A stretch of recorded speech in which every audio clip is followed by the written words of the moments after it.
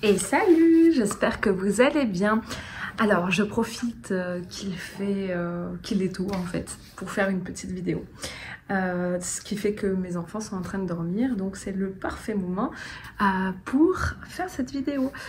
Moi, je suis fatiguée, je me suis levée à 5 h du matin. J'ai été réveillée par ma fille aînée qui avait besoin de poser une question à 5 h du matin. C'était fantastique. Et j'ai pas pu me rendormir, mais bon, c'est pas grave. En tout cas, aujourd'hui, comme vous voyez derrière moi, il y a des étagères. Et si vous me suivez depuis longtemps, vous saurez que en France, on avait un tas d'étagères dans notre salon, des étagères où on mettait le matériel Montessori. Et donc, on recommence petit à petit ici. Alors là, les étagères sont plus petites, hein. C'est pas encore comme c'était en France. Disons que j'ai beaucoup de matériel en France. Mais ça revient et ça fait plaisir. Donc j'ai surtout là maintenant du matériel de mathématiques et de français. Et puis il y a certaines choses que je décide de refaire, que j'ai déjà fabriquées en France ou déjà achetées. Il y a des choses que je vais récupérer d'une manière ou d'une autre et d'autres que voilà, je me remets dans ce mouvement de créer pour petit à petit façonner mon espace Montessori. Et ça fait très plaisir de retrouver ça parce que ça faisait vraiment longtemps. Et c'est en installant les étagères, en installant le matériel, etc. que je me suis rendu compte que ça m'avait manqué. Et je pensais pas que ça m'avait autant manqué que ça. C'est drôle hein, de pas s'en rendre compte jusqu'à ce que ce soit à nouveau là et oh waouh, ça fait tellement plaisir. Donc voilà, je suis vraiment très contente d'avoir retrouvé cette partie de moi parce que ouais, c'est une vraie partie à part entière de qui je suis quoi. Hein. Ça fait des années maintenant que j'ai commencé à me former à la pédagogie Montessori, puis que j'ai formé moi-même et puis ça me suit et ça reste et je vois que là de réinstaller tout, ben j'aime toujours autant. Je suis toujours autant passionnée. Puis j'en parlais déjà, parce que je donne des cours en études supérieures aux futurs éducateurs en centre de petite enfance. Et j'en parlais déjà pas mal aux étudiants, puisque on aborde un peu toutes les pédagogies, toutes. Il y en a tellement que c'est pas possible de toutes les aborder, mais en tout cas, on en aborde plusieurs. Et donc, j'ai déjà eu l'occasion d'en parler à mes étudiants de la pédagogie Montessori, mais pas forcément de pouvoir montrer véritablement ce que c'est. Et puis, je me dis, c'est bien parce que si petit à petit, je fais revenir comme ça le matériel, bon, là, c'est du matériel d'un peu plus grand, de mathématiques, etc. Mais si je me remets à intégrer des choses pour les plus petits aussi, ben, je pourrais potentiellement montrer ce que c'est concrètement à mes étudiants, mes futurs étudiants, la pédagogie Montessori avec les tout petits. Et notamment, ce que je voulais vous montrer aujourd'hui, c'est comment fabriquer les barres rouges et bleues et les barres bleues. Alors, je vais vous montrer ce que c'est. À quoi ça ressemble. Vous allez voir que dans mes barres bleues, il en manque une parce que je ne les ai pas encore utilisées et celle-ci, c'est mon mari qui les a faites et je sais pas. J'ai sorti les barres et je vois qu'il en manque une. Donc, est-ce qu'il a oublié d'en faire une? Est-ce qu'il y en a une qui a disparu? Je ne sais pas. Donc, je lui demanderai quand il rentrera. Donc, sachez qu'il en manque une. Et puis, les autres, les rouges et bleus, c'est moi qui les ai faites. Il n'en manque pas. Bref, je vous montre de suite à quoi ça ressemble. Alors ça, ce sont les barres bleues. Donc en gros, à quoi ça sert? Ça sert pour les plus jeunes à pouvoir apprendre à les classer par ordre de grandeur en fait, à remarquer du plus petit au plus grand. Voilà, c'est en gros ce que ça apprend les barres bleues. Alors les barres bleues traditionnellement sont plutôt rouges. De ce que j'ai regardé, ça faisait longtemps hein, que j'avais pas fait, mais il me semble que moi, mes barres en France, je les avais faites bleues et que je les ai souvent vues bleues. Et je me demande si dans mon centre de formation où je me suis formée, elles n'étaient pas bleues. Honnêtement, je ne sais plus. Et puis quand je l'ai fait, je me suis dit, tiens, je fais bleu ou rouge? Je me suis posé la question. Et puis j'ai choisi de faire bleu parce que le bleu était plus couvrant, en fait, tout simplement, que la couleur rouge. Vous allez le voir sur mes autres barres, rouge et bleu. Mais bien que là, il avait une face où il n'a pas fait les 2 couches de bleu, donc il faut refaire certains endroits un peu plus. Mais voilà. En soi, je pense pas que ce soit gênant qu'elle soit bleue plutôt que rouge. Le principal, c'est surtout qu'il y ait une couleur, une des deux, parce qu'en fait, les barres suivantes que je vais vous montrer sont rouge et bleu, qui recouvrent entièrement la barre de cette couleur pour pas qu'il y ait de distraction pour l'enfant avec les aspérités du bois, etc. Puis ça attire l'œil visuellement, donc c'est voilà, c'est très bien comme ça. Donc je pense pas que ce soit gênant en tant que tel que ce soit bleu, et je vais rechercher mes photos et mes vidéos de formation Montessori qui remontent à quelques années et regarder comment c'était, mais moi j'ai le souvenir que je les avais déjà faites bleues. Alors bon, c'est pas grave. Mais sachez que traditionnellement, si jamais vous voulez faire ces barres, de manière traditionnelle, elles se retrouvent en rouge. Après, vous faites comme vous voulez. C'est pas pour ce matériel spécifique, que ce soit bleu ou rouge, ça va pas changer grand chose. Le principe de manipulation du matériel reste le même.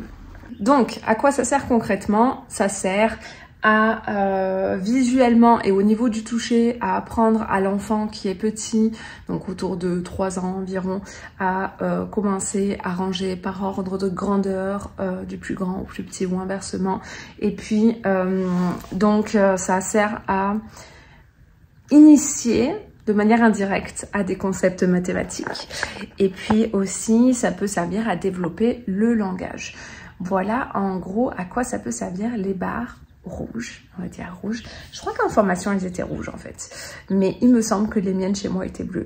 Mais en gros, ce qu'il faut retenir, et j'ai vérifié ça, c'est bien le fait que c'est pas la couleur de la couleur qui est importante, mais c'est plutôt le fait que la couleur recouvre entièrement le bois pour le côté visuel, pour pas qu'il y ait de distraction et pour qu'on ait comme des unités de longueur.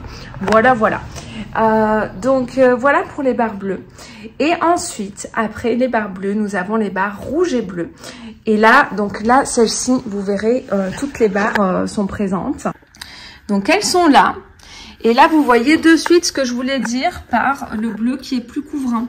Alors, c'est pas parfait, mais quand même, là, vous voyez des marques de bois avec le rouge. J'ai mis 2 couches de peinture. Et malgré tout, je pense que je peux en mettre autant que je veux. On voit toujours ces imperfections du bois qui se voient moins avec la partie bleue. Voilà. Donc, là, le bois aussi, il est craqué, mais... je vais vous expliquer ça. Je pense que si vous êtes en France, ce sera beaucoup plus simple pour vous de le faire que ici. Mais voilà, c'est pas compliqué. Donc en gros, comment le faire? Les barres rouges et bleues sont sur le même système de mesure que les barres rouges. Et elles mesurent... cette partie mesure 10 cm, puis 20, puis 30, puis 40, puis 50, 60, 70, 80, 90, 1 mètre, 100 cm.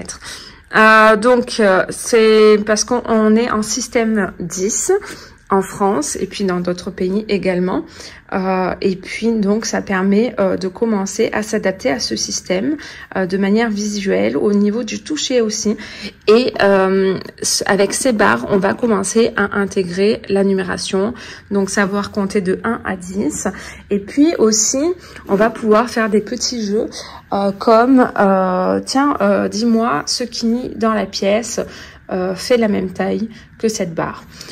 Ou est-ce que tu es plus grand que cette barre? Voyons voir. Voilà. Qu'est-ce qui mesure la taille de cette barre? Donc on fait ça pour toutes les barres en fait. Et après on va se rendre compte que rapidement ils sont vraiment capables de mesurer, tiens, la hauteur du canapé, on va dire c'est cette hauteur par exemple. C'est la barre de 7, imaginons. Donc ce qui est assez fou, c'est comme si après ils ont un compas dans l'œil, parce qu'ils sont vraiment capables de distinguer les longueurs à l'œil nu, sans savoir que à ce stade-là, la barre de 7 veut dire 70 cm, etc. Mais déjà, ils arrivent à distinguer visuellement les différences de grandeur et avoir une idée de quelle taille fait quel objet, etc. Ce qui peut être vraiment très utile dans la vie. Donc voilà. Et ensuite, ils vont aussi pouvoir faire des petits calculs avec entre 1 et 10, addition et soustraction. Alors, comment les fabriquer? C'est plutôt simple. Il vous suffit d'avoir, en France, on appelle ça des tasseaux. Et les tasseaux qu'on avait en France étaient quand même de bonne qualité, avec pas autant de nœuds dans le bois ou de craquelures comme on peut voir sur cette barre, par exemple, vous voyez. Voilà, ça, moi, j'ai pas le souvenir quand j'ai fait les barres. Là, il y en a aussi qui avaient... il me semble que le bois était plus travaillé, plus parfait entre guillemets, alors que le seul bois que j'ai trouvé pour pouvoir faire ça ici était du bois qui était comme assemblé. Vous allez voir ce que je veux dire avec la peinture. Là, on le voit, il y a des marques comme ça et c'est comme si on avait assemblé deux bouts de bois ensemble. Même là, on a des rainures. Donc nous, ce qu'on a fait, c'est que on a pris ce qu'on trouvait, hein, déjà. Et puis, du coup, donc, ce qui ressemblait, si vous êtes au Canada, ce qui ressemblait le plus pour pouvoir faire ça, c'était, ils appellent ça quoi?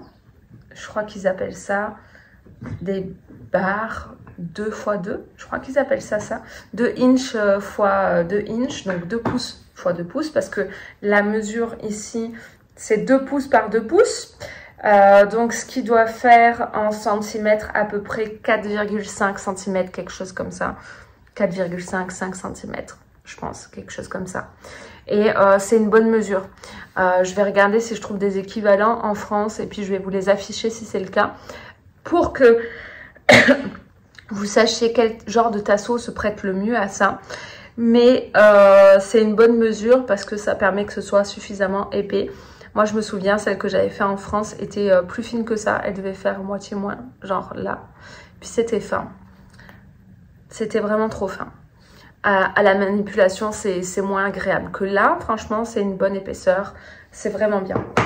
Un bon diamètre. Donc voilà. Donc c'était du 2 pouces par 2 pouces. Et puis, en France, on appelle ça des tasseaux. Et donc, je vais voir si je vous trouve une référence que vous pouvez utiliser. Donc je trouve que ce que j'avais l'habitude d'utiliser pour fabriquer du matériel en France était de meilleure qualité pour pouvoir faire ça. Même si ça, c'est pas de mauvaise qualité, mais c'est surtout, comme je vous disais, les marques qu'il y a dans le bois, etc. Que même avec la peinture, j'ai pas pu cacher. Peut-être que j'aurais pu le cacher si j'avais fait une couche de blanc en premier, mais j'étais trop pressée. Une couche de gesso. Peut-être ça aurait pu camoufler un peu. Et encore que, vraiment pour les grosses marques, je suis pas certaine. Là, les grosses marques comme ça, je pense pas que j'aurais pu le camoufler. Parce qu'il y a quand même 2 couches de peinture. Et la peinture est quand même plutôt couvrante. Mais je vois que ça changeait pas grand chose. Et je pense que même si j'avais fait 4 couches, ça aurait pas changé énormément. Donc voilà. Donc nous, ce qu'on avait fait pour faire les 2 jeux de barres, on avait pris, juste pour être large, être sûr d'avoir assez. Bien, tiens, j'en ai là, je vais vous montrer. On avait pris 7 tasseaux comme ça. Et là, vous allez comprendre ce que je vous dis quand je vous parle de qualité. C'est qu'on n'a pas pu utiliser tout le bois. Et heureusement qu'on en avait pris 7 pour faire les 2 jeux de barres, les barres rouges et les barres rouges et bleues. Parce que, il y a des bouts qu'on ne pouvait pas utiliser. Par exemple, là, vous voyez, c'est beaucoup trop abîmé à cet endroit. C'est pas possible, quoi. Donc on ne peut pas utiliser ça. Je vais vous montrer un autre, c'est pareil. C'est pareil ici. On marquait les mesures qu'on avait faites ou pas, celles qui manquaient à faire. Mais ouais, c'est ça. C'était beaucoup trop abîmé. Vous voyez, il y a quand même des gros nœuds aussi, etc. Bon, c'est du bois, c'est normal, mais ce que j'ai acheté en France n'était pas comme ça. Je veux pas comparer, dire c'est mieux en France, c'est pas au Canada. Non, c'est pas ça, mais je vous dis juste que d'un pays à un autre, on trouve pas forcément les mêmes choses. Peut-être que y a d'autres choses qui auraient été plus appropriées que je ne connais pas encore ici, mais on a quand même bien fait le tour et j'ai trouvé que ça qui pouvait correspondre. Donc voilà. Donc là, vous allez bien voir ce que j'ai expliqué quand je disais il y a 2 bouts de bois qui ont été collés. C'est comme s'ils ont été encastrés ensemble pour fabriquer ce grand tasseau, quoi. Donc en tout cas, c'est des tasseaux comme ça qu'il vous faut. Et j'en ai pris 7 pour pouvoir faire 2 jeux de barres. 7 qui mesurent 2,40 m, sachant que dans un jeu d'une seule barre, juste les barres rouges et bleues par exemple, eh bien on a la barre de 1 m et puis on a la barre de 90 cm qui est complémentaire avec celle de 10 cm. Je vais vous montrer en vidéo. Ce qui est assez logique, hein. Donc là, si je fais ça, hop, ça se complète. Et c'est d'ailleurs comme ça qu'après, on fait les additions, les soustractions, etc. Hop.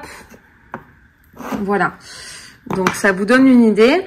Ce qui veut dire que la barre de 1 mètre, ben, c'est bien sûr 90 cm plus 10 cm.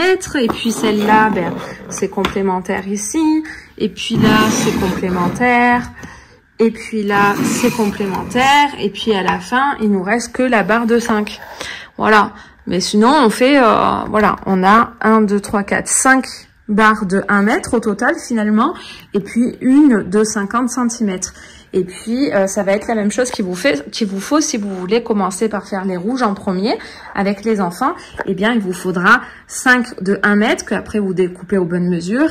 Et puis une de 5. Donc au final, il vous faut 11 mètres. Voilà, c'est ça. Parce que là, on a 5 mètres, plus 5 là-bas, plus 50, ça fait 1 mètre encore. Donc, on a 11 mètres au total de tasseau. Donc, il faut que vous puissiez avoir du 11 mètres et que vous puissiez découper.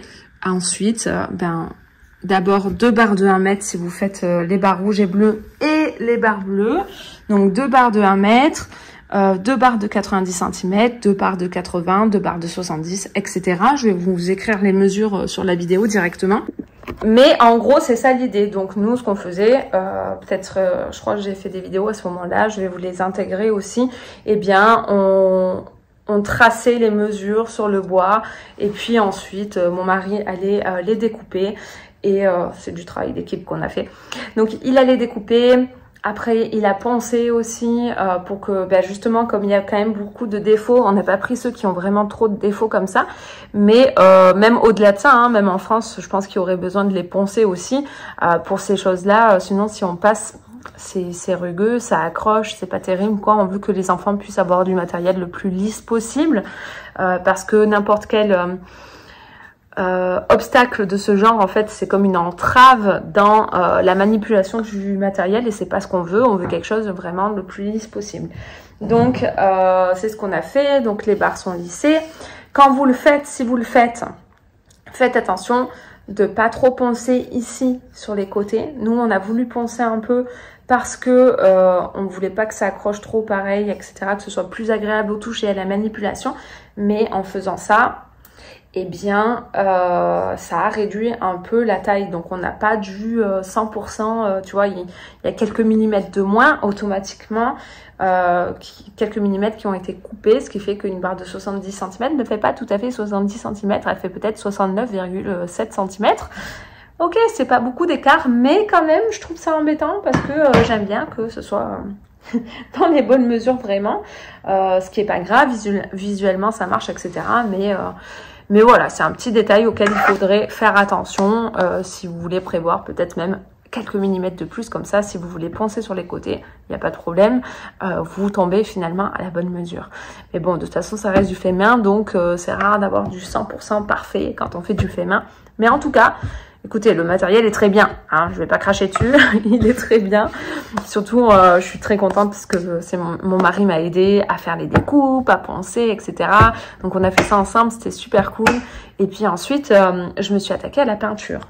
Donc la peinture, finalement c'est très simple à faire tout ça. Hein.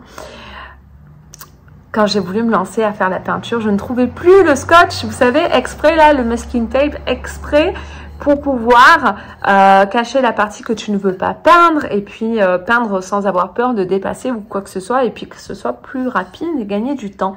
Eh bien, je ne le trouvais plus alors que je l'avais juste avant et puis j'ai trouvé quand j'ai eu terminé, bien sûr. Et du coup, j'ai dit, tant pis, je vais faire sans. Donc, je l'ai fait moi-même. Mais ça a pris beaucoup de temps pour vraiment être précis, faire attention à ce que ça reste plutôt droit, etc., que ça empiète pas sur l'autre couleur et patati et patata. Bref, ça a pris du temps. Je pense que ça aurait été plus rapide si j'avais eu le scotch et certainement encore plus précis, mais c'est pas grave. Ça, c'est ma petite anecdote, mais c'est ça que vous pouvez faire. Vous pouvez, parce qu'une fois que vous aurez coupé, poncé, vous allez avoir vos barres dans toutes les longueurs. Eh bien, si c'est juste les barres rouges, très facile, vous allez juste les peindre. C'est uniforme, il n'y a aucun problème, ça se fait vite. Mais sinon, Et bien là, ça prend plus de temps parce que il y a toutes les sections. Donc déjà, il va vous falloir mesurer chaque section, puis les tracer au crayon sur votre matériel pour pouvoir ensuite peindre. Donc si vous avez du scotch, vous allez ensuite pouvoir le superposer le long de la ligne pour que ça marche bien. Et puis donner beaucoup de peinture. Moi, j'ai commencé par la couleur rouge. Et puis ensuite, donc j'ai fait d'abord 2 couches. Comme j'ai voulu aller assez vite, ce que je faisais, c'est que je faisais une couche ici, une couche ici, une couche ici. Donc, je faisais 3 côtés sur 4. Puis, je faisais les extrémités aussi. 3 côtés sur 4 pour que ça puisse reposer sur le côté qui n'était pas peint. Donc, j'ai fait ça. J'ai fait tous les rouges, tous les morceaux rouges de toutes mes barres comme ça. Et je laissais sécher. Ensuite, je repassais une deuxième couche dès que c'était sec. Et une fois que ça avait fini de sécher, il ne me manquait plus qu'un seul côté. Donc je faisais tout mon côté dans les sections rouges, une fois, puis 2 fois, puis c'était terminé. Donc ça c'était super, enfin terminé. Après il faut passer à la couleur suivante. Donc ensuite c'était la couleur bleue. Donc on recommence. Et puis voilà, on faisait bleu. Et puis après... Qu'est-ce qu'on a fait? Après, oui, donc une fois que vous avez fait ça, en fait, et que c'est sec, c'est terminé, sauf si vous voulez mettre une couche de vernis. Moi, ce que j'ai voulu faire, c'est mettre de la cire d'abeille, parce que je voulais quelque chose de naturel, parce que j'ai utilisé de l'acrylique qu'on trouve à Dollarama, mais qui est vendu pour les enfants. Donc, en termes de compo, ça va. Mais je voulais aussi que ça puisse être recouvert, protégé, et puis plus brillant, etc. Donc je me suis dit, bah tiens, je vais prendre de la cire d'abeille, puisque je l'avais utilisée pour ma table dans la cuisine, bref. Et spoiler alerte, et j'aurais dû m'en douter, j'ai eu un petit doute en le faisant, mais j'ai testé quand même. Et puis bien sûr, j'ai testé sur toutes les barres tant qu'à y être, mais bon, c'est pas grave. Et bien, spoiler alerte, la peinture n'absorbe pas. La peinture comme ça n'absorbe pas la cire d'abeille, donc en fait ça ne séchait jamais. Voilà, il fait très chaud chez nous. Et le lendemain, c'était toujours pas sec. Et en tout cas, bref, donc ça n'a pas séché. Donc j'ai enlevé toute la cire d'abeille qu'il y avait dessus.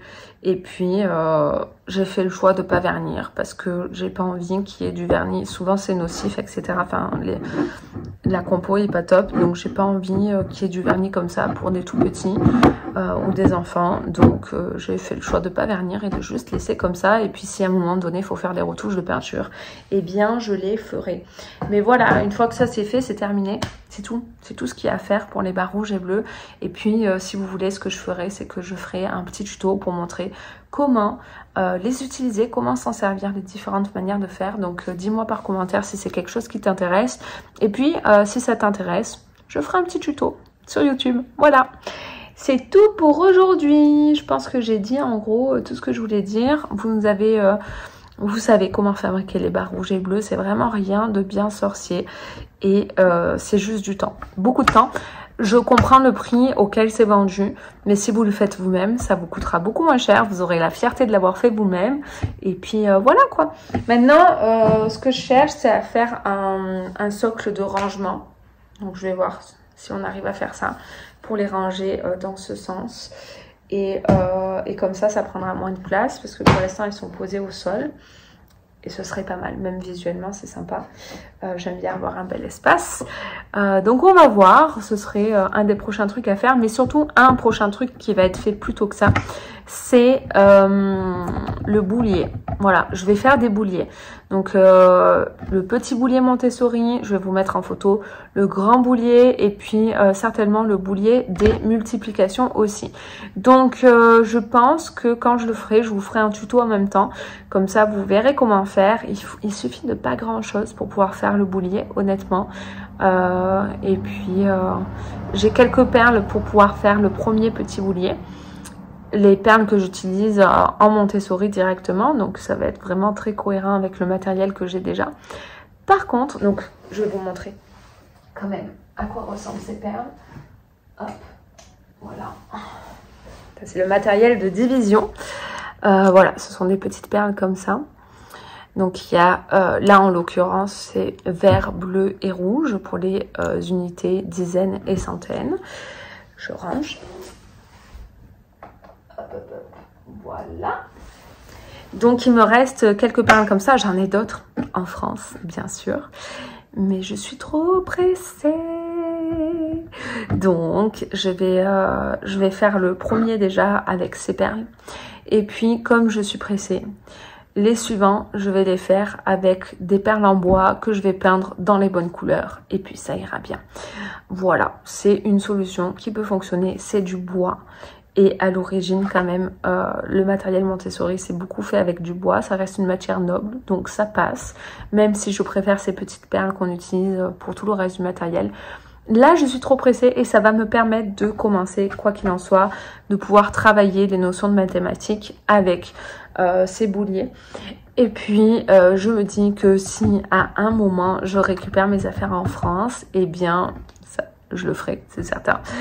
Et bien à ce moment-là, voilà, je récupère mes perles et puis au pire, je referai des bouliers à ce moment-là pour que ce soit uniformisé et avec des perles qui ressemblent à celles que j'ai pour le reste du matériel. Voilà, voilà. Mais en tout cas, je vais vous montrer comment ça se fabrique, comment faire. C'est très simple. Donc, tout ça pour vous montrer que si vous voulez faire du Montessori chez vous, parce que vous faites l'école à la maison, ou parce que vous êtes enseignant donc vous voulez le faire à l'école, ou vous faites des cours de soutien scolaire donc vous voulez aider vos élèves avec la pédagogie Montessori. Les mathématiques c'est vraiment cool avec la pédagogie Montessori, vraiment ça vaut la peine de plonger le nez dedans et de regarder comment ça marche. Alors ça demande un peu de matériel parce qu'on passe beaucoup par le sensoriel pour apprendre avant de passer au côté abstrait, mais justement en passant par ce sensoriel ça fait que ça devient beaucoup plus facile pour l'enfant et tout est clair et limpide, et puis c'est juste logique en fait pour lui en faisant cette progression. Donc il y a des enfants pour qui les maths c'est très logique et ils ont même pas besoin de tout ça, ils y arrivent de suite comme ça. Il y a des enfants pour qui c'est plus difficile et justement passer par le matériel ça peut vraiment beaucoup les aider. Donc tout ça pour dire que ces vidéos elles ont pour but de montrer comment faire et de montrer que finalement avec pas grand chose on peut faire de grandes choses. Voilà, j'avais juste envie de le tourner comme ça. Non mais vraiment avec pas grand chose vous êtes capable, si vous prenez en fait juste le temps de mettre votre énergie là-dedans, et bien vous êtes capable de faire du matériel qui est durable et qui pourra vous servir pour de nombreux enfants. Donc voilà pourquoi je fais ces vidéos. J'espère que ça vous aura plu et on se retrouve très bientôt pour parler Montessori ou d'autres affaires, mais en tout cas on se retrouve très bientôt. Bye!